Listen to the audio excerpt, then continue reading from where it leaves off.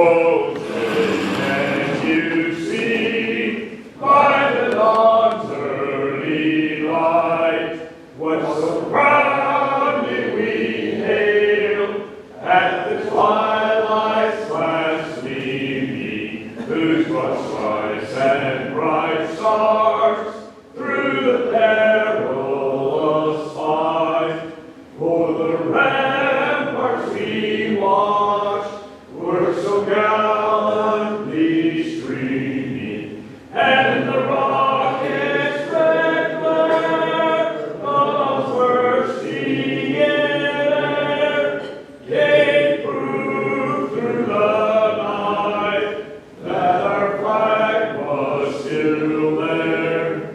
Oh, saved us that star-spangled banner yet waved, for the land of the free and the home of the brave. I pledge allegiance to the flag of the United States of America and to the republic for which it stands, one nation, under God, indivisible, with liberty and justice for all. Now I invite Tom Hill to deliver our invocation.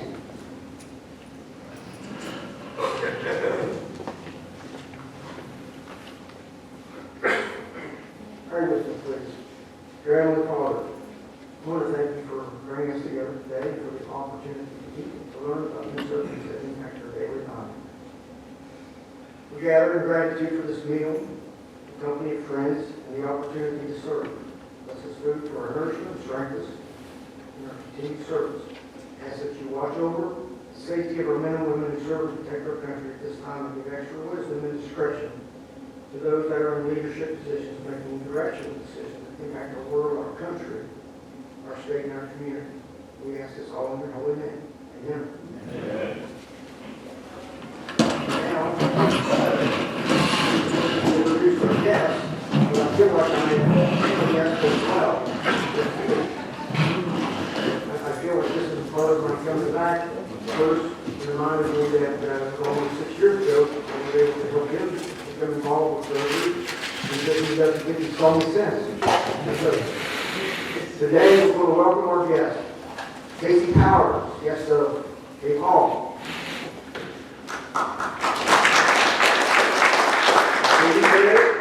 Guest of Trish Gifford.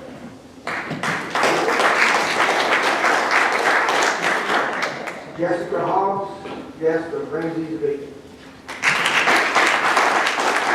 Thank you very much. All right, thank you, Tom, and thank you, Terry. We're again about our March birthdays. If you are here and it is your birthday, we'd love for you to stand so we can sing for you. Happy Red, Carolyn Bess, Mackie Bounds, Bill Deeds, Buddy Edwards, Mary Goodall, Hayes Fuller, Rodney Kroll, Richard Skopic, Bill Smith, Ted Teague, and Betty Willis. Happy birthday to you. Happy birthday to you. Happy birthday, Rotarians. Happy birthday to you.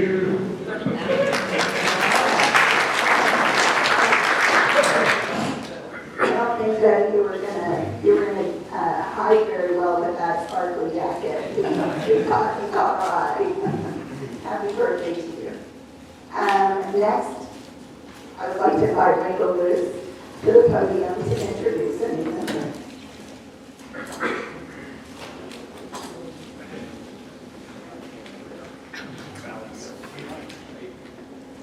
Mike, would you join Michael to the podium?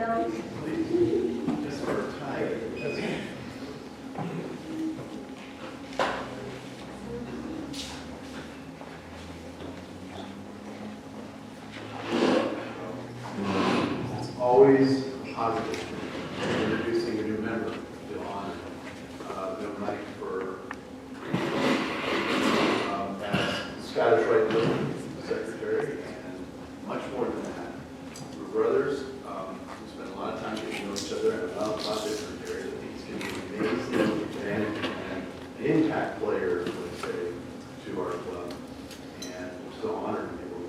present you with a certificate of membership. And I'll just show it to everybody where it is, the real thing. And pin, which normally one pin for. So I'm going to pin this on. So that it can be official. You're supposed to leave. So I won't do it. But the idea is, okay, Paul, you have to hold on to it. Yeah. Or whatever you do. So we're going to pin this across right here. Congratulations, and I hope that you enjoy your future with us, doing many wonderful things in our community, as well as your relationship with us.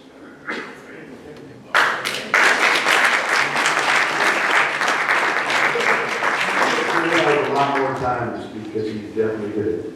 I've got two more acknowledgements. We, as a club, are blessed to have leaders, exceptional leaders, but not only leaders that can lead, but lead from front, but just lead in general, are great impact on people in our community, and two of them are wonderful leaders in the club currently. Our co-presidents are amazing people, and I have to say that I have been honored to be able to spend time with both of you. Rosemary and Dana are wonderful people, but more than that, things that they do to make our club better, to enrich us, actually make everyone here when they come, I think, feel a little bit better, a little bit more at home. And so I'd like to present these two pins for dynamic women. One, Dana, and the other, Rosemary. I know these pins are really cool. You guys are going to have to see them. These pins are beautiful. Ramsey's he's a very good leader and also awesome when he's looking for things to acknowledge people within our club. And I think acknowledgement is really important. I think we need to do more of it as we go forward because there's a lot of wonderful people who do great things that they don't necessarily need to be acknowledged or shown any appreciation. They just feel that the act is doing it, but we like to go a little further than that. So enjoy, guys.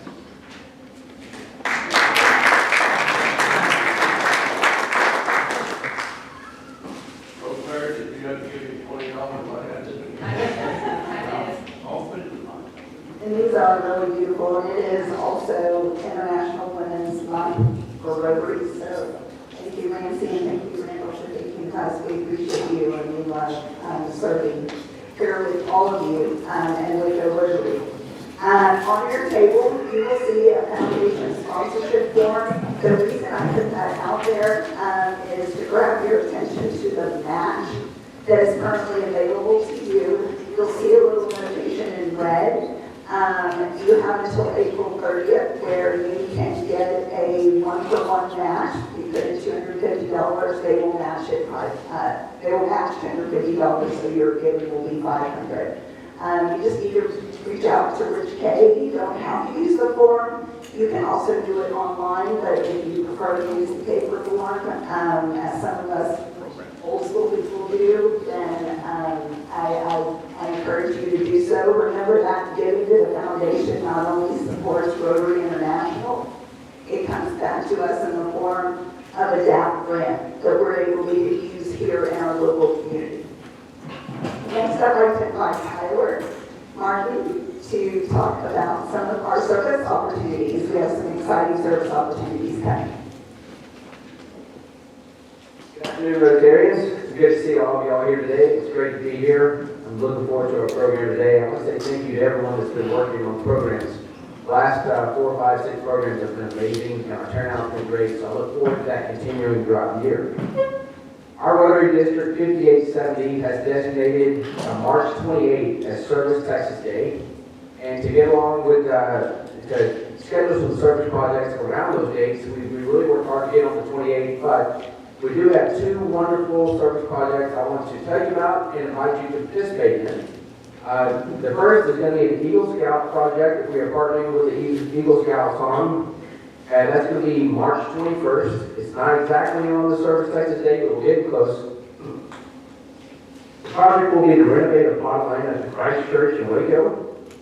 This will include sanding and sealing picnic tables, building benches, painting a metal railing, planting bulbs, and removing vines and bushes from the fence. So please come prepared to get dirty. This will be on March 21st at 10 a.m. at Christ Church Waco, which is on Jefferson Avenue in Waco.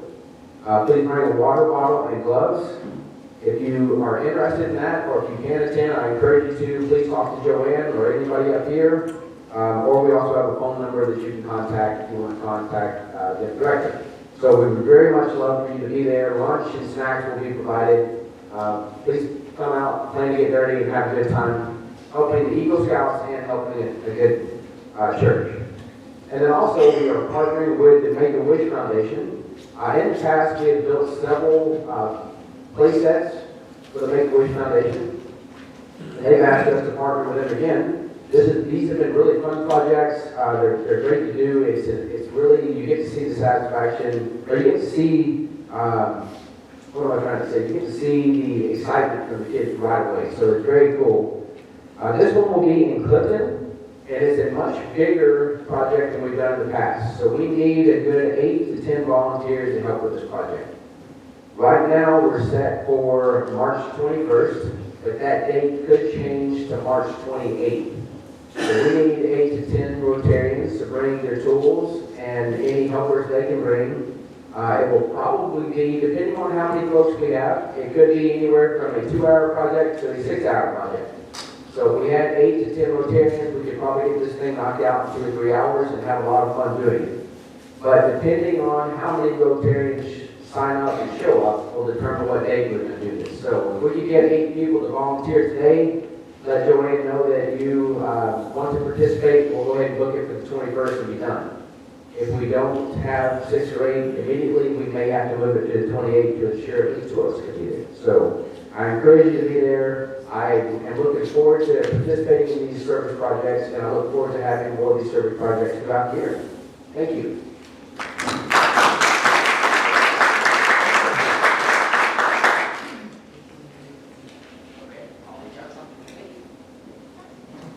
That's exciting, so I encourage you guys to volunteer, get out there, get dirty, or, you can always just come out and cheer everyone else on. And if you have a Rotary t-shirt, I would encourage you to support that while you're out there serving alongside your fellow Rotarians. Next, I'd like to invite Rosemary to talk about our Youth Service Awards and to introduce our speaker.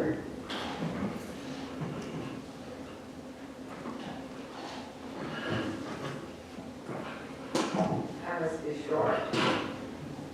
So our annual, probably 45th or 46th Youth Citizenship Awards program and luncheon will be held on April the 13th. We will have 26 high schoolers and their parents and school administration attend. So we had 26 nominees this year, which is great, and we serve a catered luncheon, and so once again, I'm seeking table sponsors for 26 tables. We asked $250 of donation to the Youth Service Fund, and that offsets the expense of the meal that was served.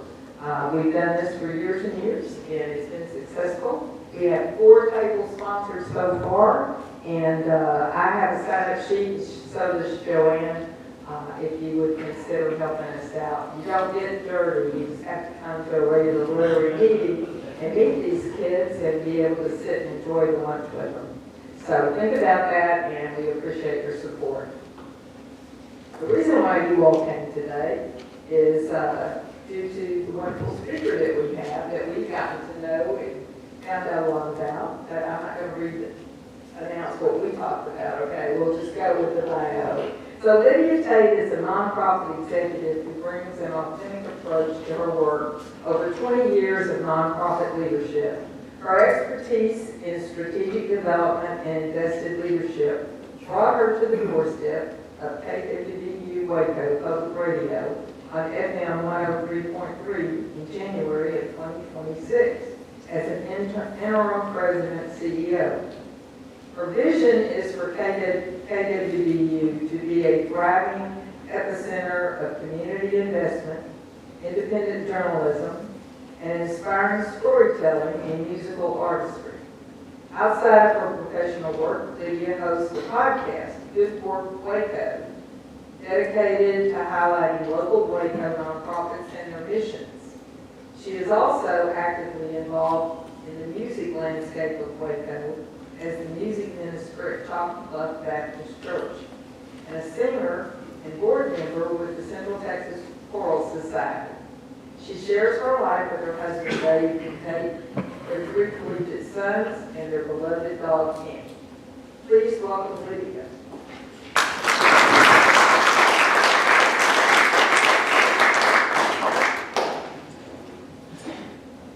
have pictures of Candy if anybody wants to see after. Hello, friends. Thank you so much for inviting me. This is delightful. And I just put another nonprofit on my list of nonprofits to interview after all those wonderful service announcements. I appreciate the invitation so much. Thank you.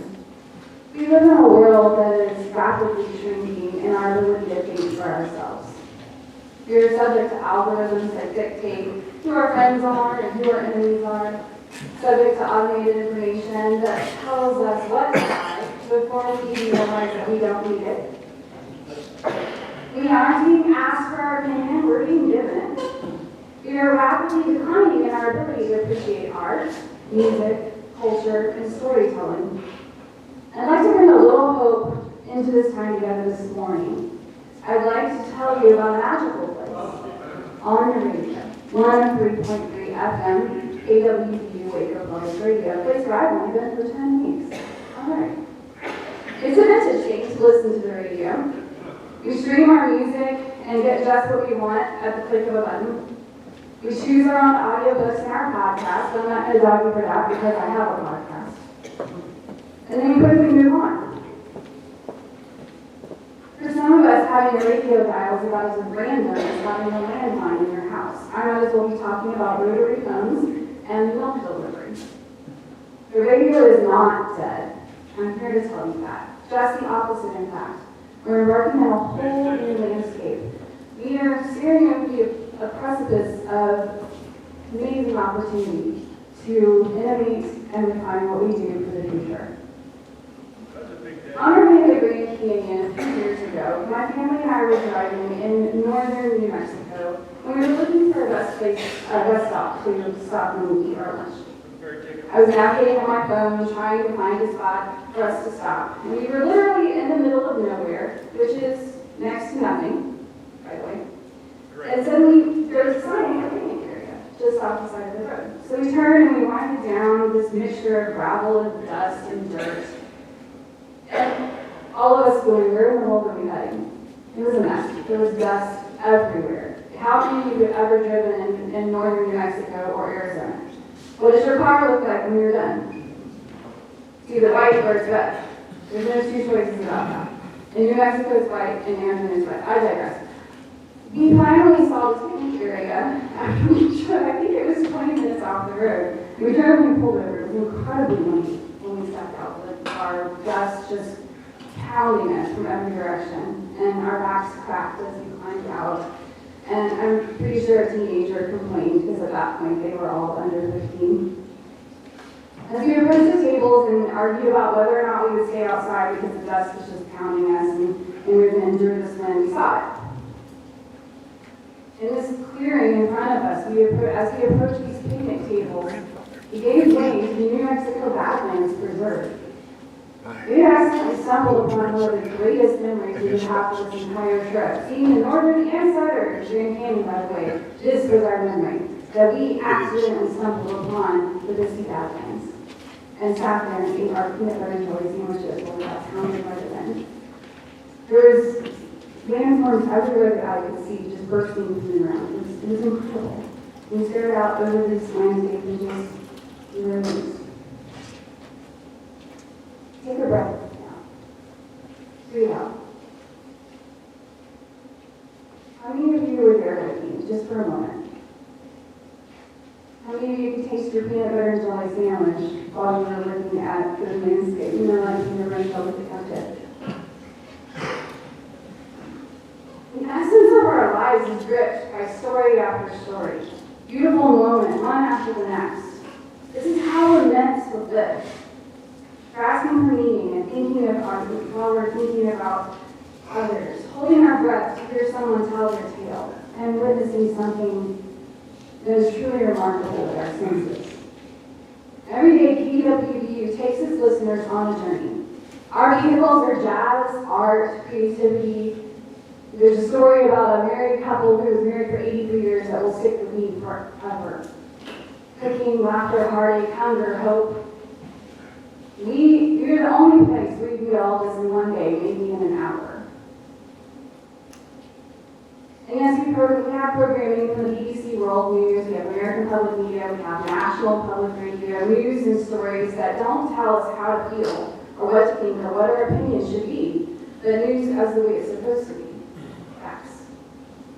Disseminated to us quickly, in order for us to think about the key issues that impact our lives and our neighbors' lives, and even our grandchildren's future. When the dust settles from our enormous focus on this digital age, I hope that we will emerge with people that can still think and feel for ourselves. People who know the right from wrong and truth from misinformation. This is why over 16,000 listeners in our area rely on KWBU as their key news source, their work companion, I heard this great story today. The moment of peace and relaxation in a hectic life. As our staff pours out their work day by day, we bring cultivated programming to Clinton County with care and a kindred spirit that wants the very best for our community. Investing in local production, hosting your neighbors' ideas, and turning them into nationally recognized content is one of our greatest achievements. It continues to be so. We strive daily to bring you not just a resource, but a beacon for community engagement, inspiration, and information. We are doubling down on our investment in journalism and community programming. Our app is at your fingertips for streaming our exploration of programs. You can stream it on your speakers at home if you want. You can also do this thing where you turn it out, no wait, that's not it, right? Don't turn it anymore, you push buttons now. Our community has invested in this radio station. We thought that for sure that 2025 was going to close us down, that our funding gaps were really going to have us gone in the blink of an eye. But our community has invested in this radio station. They have put their money where their ears are. And KWBU is going to thrive as we end this fiscal year because of the outpouring of community support we've received. We will be able to not only say yes to another year, but our vision for the future is very bright, it is very resilient, and it's here to stay. So where does that leave you? Are you a listener?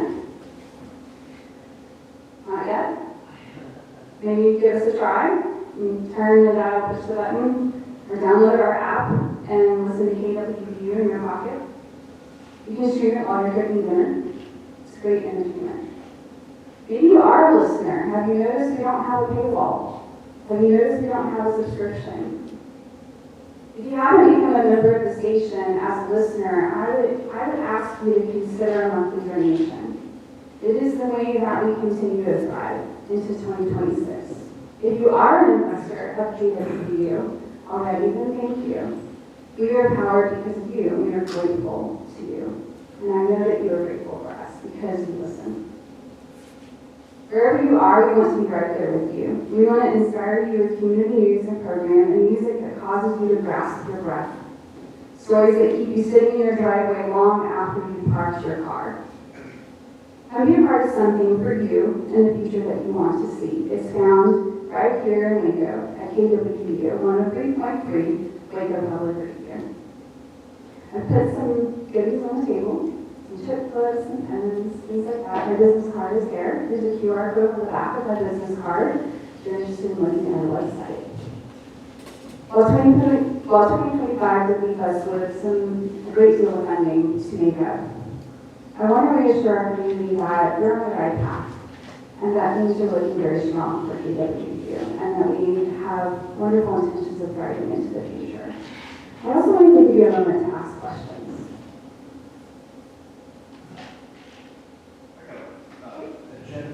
how do you balance the overall national kind of news with local content so that it balances out demographically as well? Yeah, that's a very highly curated thing that our staff does on a regular basis. I think they do a fantastic job of it, giving us some Texas news, some local news, some national news, some world news, and then music and jazz and art and community programming and events that are going on in Waco and opportunities for you and your family to get involved in Waco and to see Waco for what it is. It's a wonderful balance, and it's very well curated by our incredible staff. We really have one of the most amazing staffs I've ever seen. Yes, sir. Does the mayor support you 100%, or do you have any issue with that? Yeah, our relationship with Baylor goes back, for the extent of the radio station. We used to be a university station with a university license. In 2000, that license was changed into a community-based license, and we were no longer a university station run by the university. We became a community-based radio station. Last year, there was a budget cut where money was taken from our budget that Baylor would normally give to support the radio station. And that cash cut, while we did sustain that and have to make that up, our in-kind contribution from Baylor is very, very generous. They pay for our building, they support us with technology, with a staff member, and with all sorts of things. So our Baylor relationship is very important to us and continues to thrive. Any other questions? Yes, sir. Do you have paid advertising? We do. We have underwriting opportunities. That's a wonderful question. Thank you so much for asking.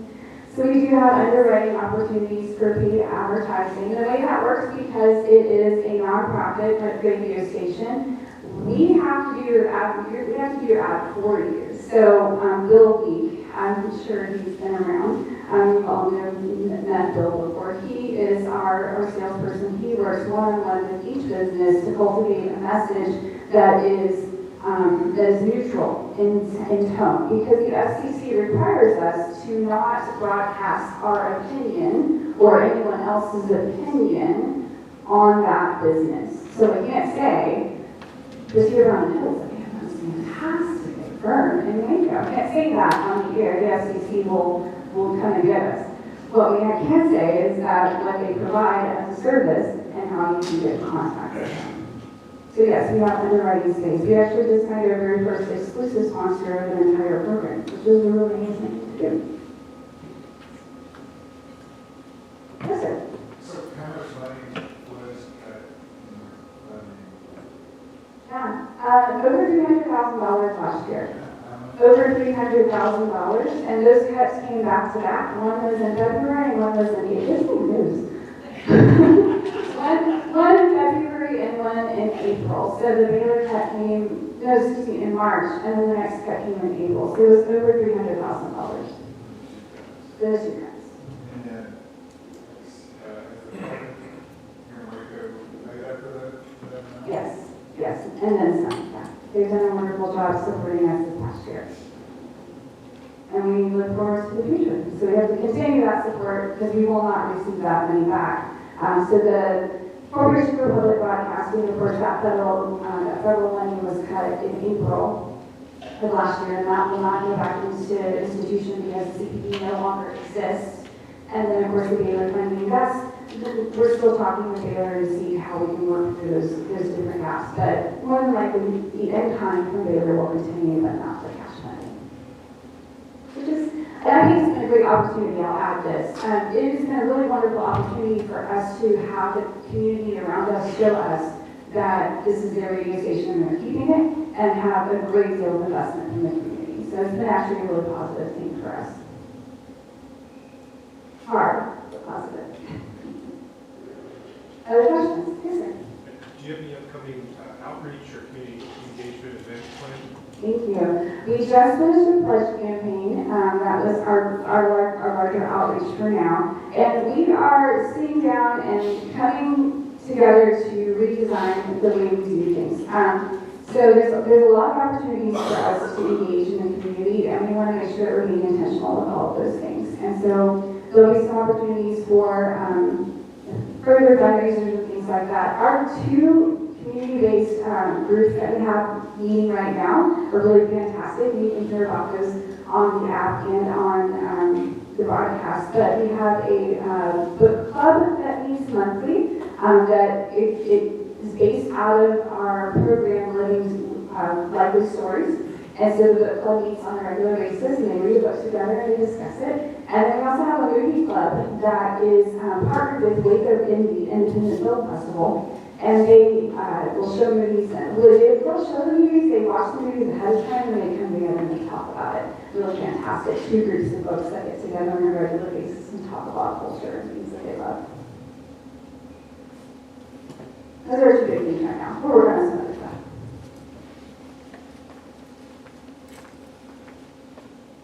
Any other questions? Really appreciate your time. Thank you so much for having me. It's been a joy. And I will be around afterwards if anybody wants to sit and chat about public media and where we're headed for the future.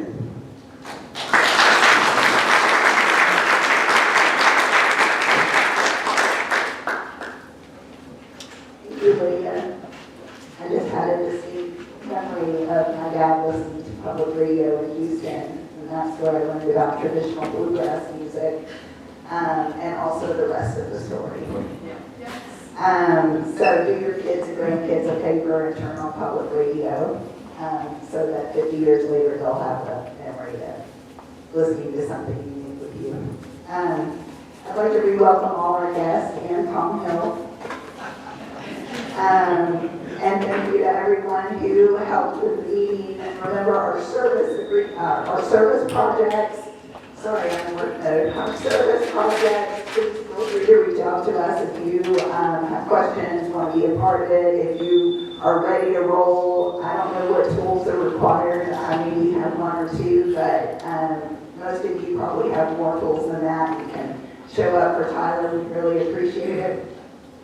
I think I have a hammer. Maybe one of those that has the screwdriver and everything all built into the handle. Anyway, come and join us on March 23rd for the Future Educators Academy. And now we'd like to all stand and we'll recite before we come together.